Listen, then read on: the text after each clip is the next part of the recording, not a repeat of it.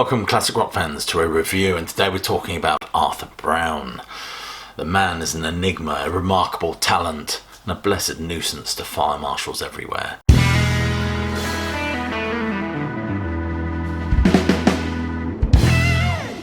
Arthur Brown is one of those seismic figures in music, which anyone who cares about classic rock and progressive rock, I think in some ways indebted to. Well, he's got a new album out, and this new album is called Long, Long Road. It will be available on the 24th of June. Listening to it sonically, it very much harkens back to that album, that debut album by the Crazy World of Arthur Brown, with all its swirling, lysergic textures and tones. It's gloriously trippy. It's right up my bubblegum tree. You've got to just love it for that alone. Many state that he's heavily influenced by Screaming Jay Hawkins. I would argue that voice of his is more indebted to soul and R&B, more James Brown than anything else. But one thing we can agree on is that he has a remarkable set of pipes and that garish stage presence and alter ego. There's no doubt that he influenced a whole generation of rockers, goths and shock rockers to boot. Since his 1968 hit Fire, he's shared the bill with The Who, The Doors, Jimi Hendrix and Mothers of Invention. My word, he's even crashed in Pete Townshend's apartment. And let's not forget his role in Ken Russell's version of Tommy. And that's even before we start talking about Kingdom Come, a band that seems to lean more towards the progressive than the psychedelic. But Arthur Brown is about to embark on a new tour. It's a rescheduled tour, one that's been kicked down the road due to COVID. I shall put the link just below this video. It's actually billed as an evening of psychedelic individuality, ingenuity and madness. A new immersive multimedia show called The Human Perspective. If you haven't seen this guy live, I strongly recommend that you do so. If I may read some of the blurb regarding this tour, this features great musicians, stunning visuals, iconic dance and sonic adventure. Audiences all have a chance to be part of a genuine psychedelic experience with the self-proclaimed God of Hellfire. Arthur Brown has gone on to say this is the show that he always wanted to stage, but technological limitations prevented that. I mean, if I can read what he said about it. This is a live show I've always wanted to perform with Kingdom Come back in the 70s, but the technology at the time meant it wasn't possible. But now I am fully able to realise my vision for the show. The human perspective concept is the exploration of our inner selves. We're trying to navigate the external world. The God of Hellfire meets the God of Pure Fire, if you will. Sounds intriguing. I think it's fair to say that hit Fire perhaps eclipsed a lot of better stuff that he's done since then.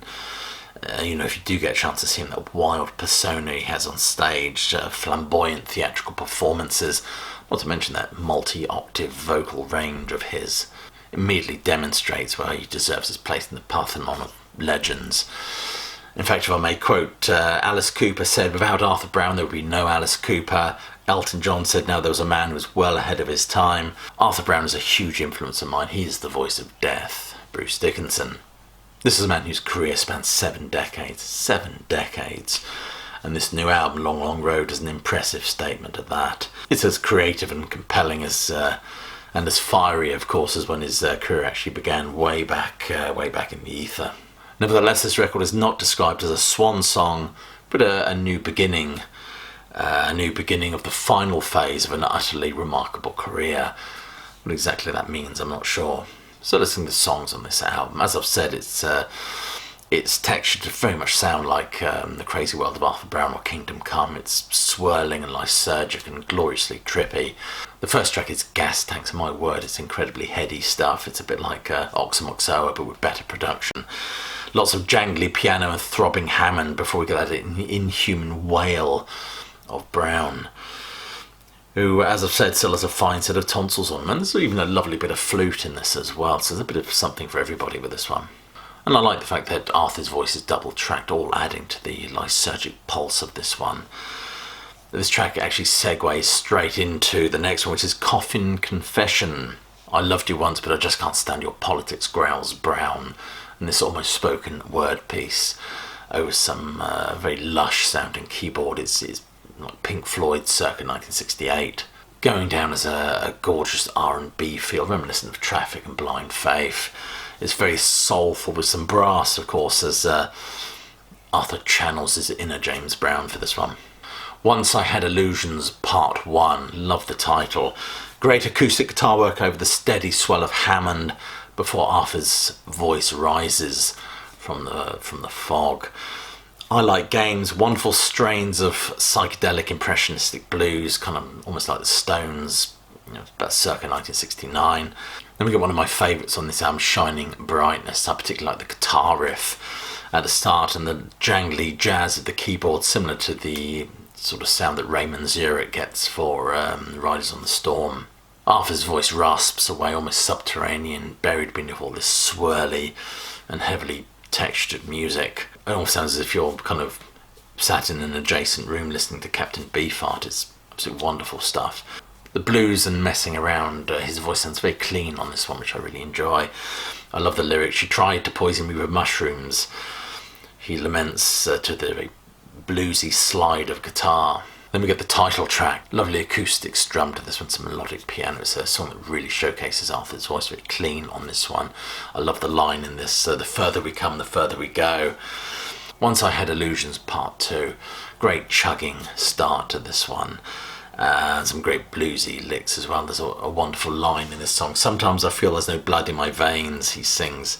And there's a tattoo of drums that seems to increase that sense of anxiety. Perfectly accompanying Arthur's of the doleful negations throughout this number. So this album comes out on the 24th of June. There is a purchasing link below this video. I shall certainly be acquiring a physical copy of it. Just a few facts about it. The album was actually recorded at Sonic Scoop Studios UK, produced by Arthur Brown and with Rick Patton. Anyway, we've been watching a video by Classic Album Review. Please do click like, subscribe and check that bell. And some of the links below this video for ways you can support the sterling work done at this channel. I shall just leave you there with my closing salvo, which is, I hope you're well, staying safe, but more importantly that you keep listening.